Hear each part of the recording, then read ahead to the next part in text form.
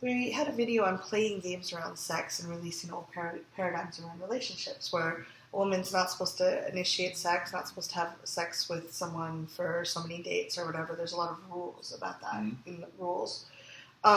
Someone wrote in and said, after watching the video, said, so what then?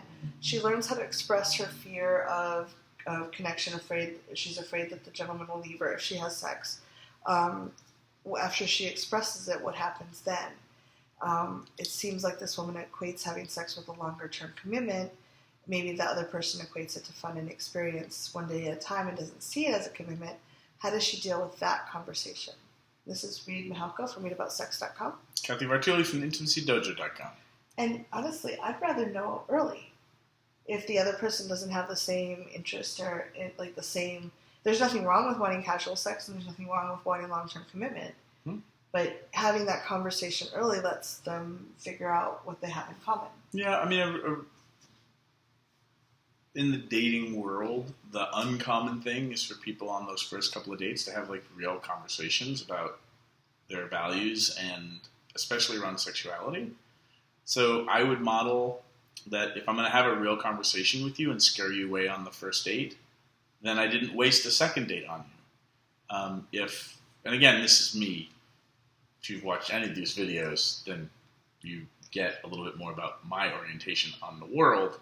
But also, as you're building that relatedness, which seems to happen a lot more these days online, so you kind of already vetted that they might be a good fit for first and hopefully second date.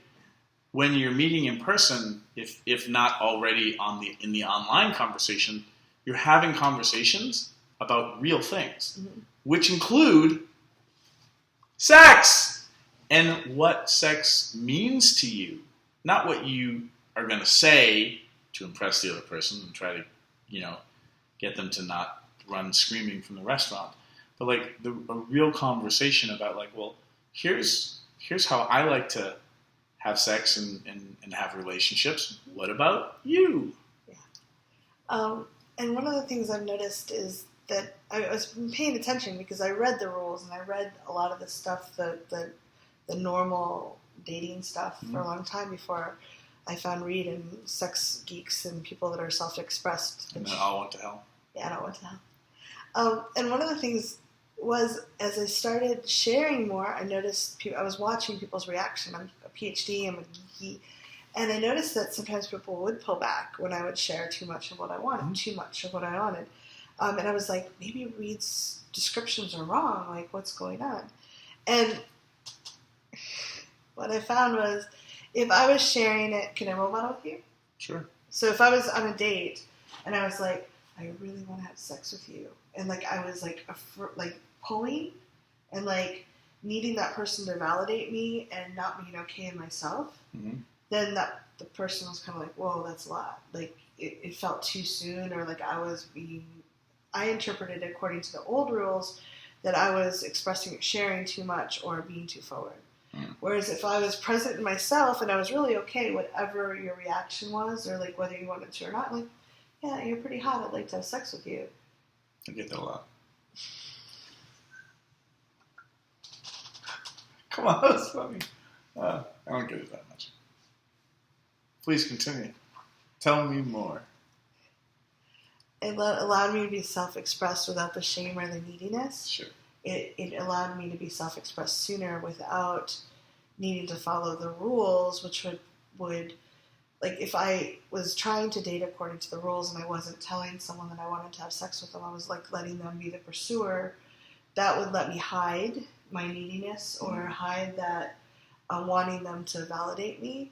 Whereas if I was okay in myself and I shared it, it didn't really matter. Like, yeah, if he says no, okay, he's not, And the only thing I would add to that is if you create the context on the date or whatever that, hey, can you like, role model it? Yeah, like, so I would love to have a conversation about sex and how it fits into intimacy and relationships with you, and talk about like casual sex while you're dating sex, and then like you're having a relationship sex. Wow. Okay, I like that context rather than just like, oh, how was your lasagna? I want to have sex with you. Yeah, which depending on the lasagnas, perfectly legitimate. So, Yeah. Well, and actually in the video it was like, I'm afraid that if we have sex, you'll leave.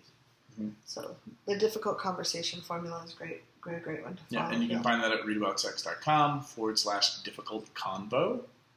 And I think it's really about context. Use dating as a means of assessing whether you two can actually have deep conversations.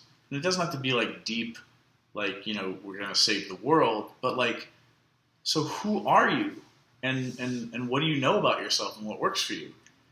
And let's talk about sex. Like, let's talk about things like finances or let's talk about all the taboo stuff a book like The Rules tells us not to talk about. Yeah. Are you up for that? And then see, and if they say, no, I'm not up for that, be like, okay, thank you for taking care of yourself. What would you like to talk about? But I think that's a much better use of your time in really getting to reveal yourselves to each other. Mm-hmm. And then around sex, like, have the conversation about the sex. And if you have similar shared values, at least you have, or even inside that context, you'd be like, well, so just so you know, like, around casual sex and how I'm getting to meet you in this date, like, I would totally have sex with you, like, tonight. Yeah. How does that land on you? What does that feel like? And then in that case, it might be like, well, I'm really afraid that if we have sex that you'll think I'm cheap or you'll just leave. Like, I've had a lot of people leave afterwards, and so I'm nervous about that. So being vulnerable and sharing. And now we're having a real conversation rather than everyone's, like, the way I think Chris Rock said it. Like, on the first date, like, it's not you, it's your representative that's on the date.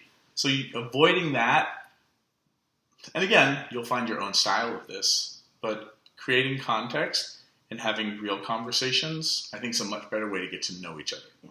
That's me. Yeah. Thanks so much for sharing that and asking, because it gave us a chance to geek out with you.